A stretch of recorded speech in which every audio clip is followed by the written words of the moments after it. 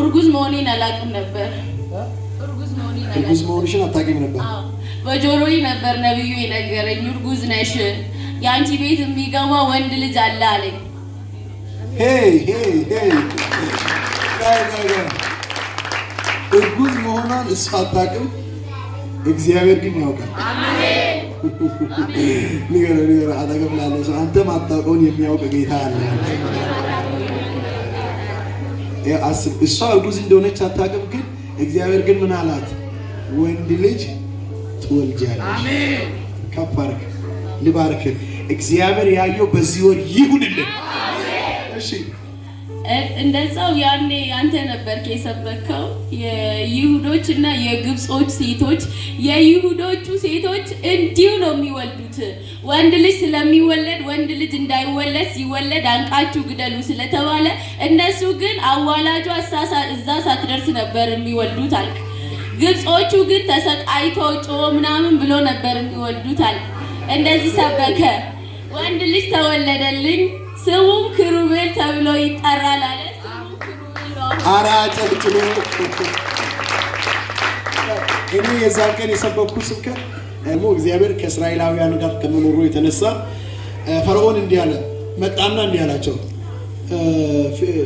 ፉዋና የተባሉ ሁለት አዋላጆች ጋር መጣና እናንተ አዋላጆች አለ ዕብራውያን ሴቶች ገና ምጣቸው ሲሰማ ለማዋለድ ስትሄዱ ወንድ ከሆነ ግደሉት፣ ሴት ከሆነች ግን በሕይወት አዋላጆች እግዚአብሔርን ፈሩ ይላል። ከዛም በአመቱ ፈርዖን ሲወጣ ወንድ ብቻ ነው የተወለዱ፣ ቁጥራቸው ብዙ ነው። ሲፓራና አንቺ ሲፋራ ምንድነው ያደረጋችሁት አለ። ምንድነው ያደረጋችሁት? ወንዶችን እንደው አትርፋችሁ ሴቶችን አጠፋችሁ እንዴ? ህዝቡ እንዳለው ወንድ ብቻ ነው ፈርጠም ያለ ነው አለ። ኖ አንተ እንደምትለው አንተ እንደምታስበው የዕብራውያን ሴቶች እንደ ግብፃውያን ሴቶች የግብፃውያን ሴቶች መጣ ቆረጠኝ ፈረጠኝ ይላሉ። ግን እነዚህ ዕብራውያን ሴቶች መጣም የለም ቆረጠም የለም ቤት ገብተው ይወልዳሉ።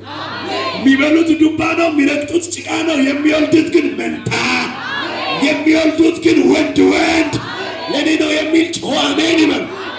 ያ ስብከት ነው የተሰበከው። እግዚአብሔር ላንቺ ወንድ ልጅ ሰጠሽ።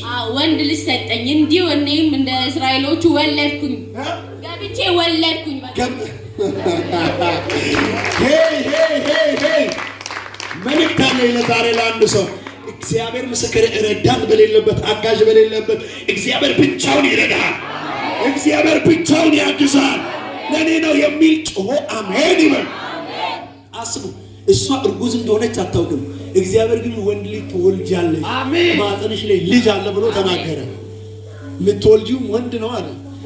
እንደተሰበከው ስብከት ደግሞ መጣም የለም ቆረጠም የለም ፈለጠም የለም ቤት ገብታ አሜን። አጨብጭቡ ባካችሁ።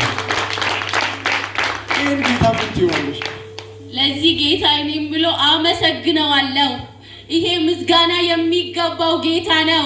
ከድሮ ከጥንት ከአባቶች ከእናቴ ጋር ከኔ ጋር የመጣ ጌታ የሚናቅ አይደለም። እንደማይናቅ አሳየኝ። በብዙዎቹ ፊት በማይሆኑት ፊት አልናቅም። እኔ ያንቺ ጌታ ነኝ አለኝ። ለዚህ ጌታ ክብር እልልታ ይገባል። ይሄን ያደረገልሽ ጌታ ነው።